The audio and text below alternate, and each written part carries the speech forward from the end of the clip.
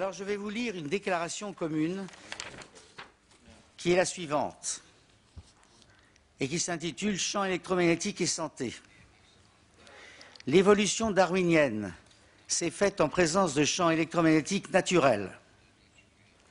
La magnétoréception est l'un des mécanismes biologiques permettant aux oiseaux migrateurs et aux abeilles de se diriger.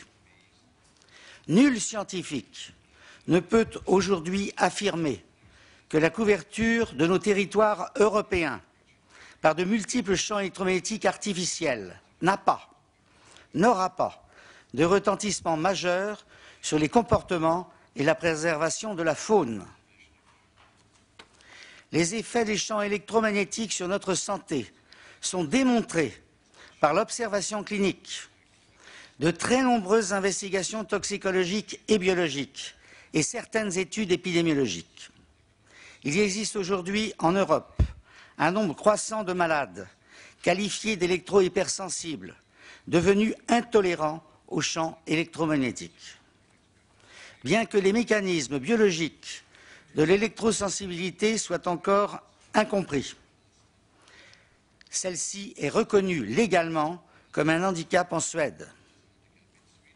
Nous, médecins, agissant en vertu du serment d'Hippocrate, nous, chercheurs, agissant au nom de la vérité scientifique, nous tous médecins ou chercheurs de différents États membres de l'Union européenne, affirmons en toute indépendance de jugement qu'existe un nombre croissant de malades devenus intolérants aux champs électromagnétiques, que cette intolérance leur crée un préjudice grave au plan de leur santé et de leur vie professionnelle et familiale, qu'on ne peut exclure chez eux l'évolution vers une maladie dégénérative du système nerveux, voire certains cancers, et par conséquent que ce préjudice nécessite d'être reconnu et réparé par les systèmes de protection sociale des différents États membres de la Communauté européenne.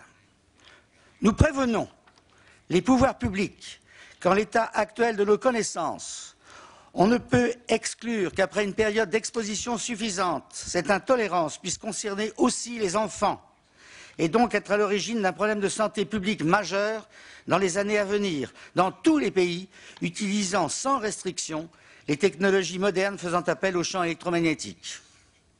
Malgré des connaissances scientifiques encore insuffisantes et même l'existence de controverses sur certains points, la communauté scientifique internationale est unanime pour reconnaître la possibilité d'un risque de santé publique présumé grave, requérant d'urgence l'application du principe de précaution. Faire le jeu de certains lobbies et brader l'existence même des problèmes de santé et d'environnement au nom d'intérêts économiques et financiers à court terme ne pourrait être que nuisible à l'ensemble de nos concitoyens. Je vous remercie. Nous vous remercions.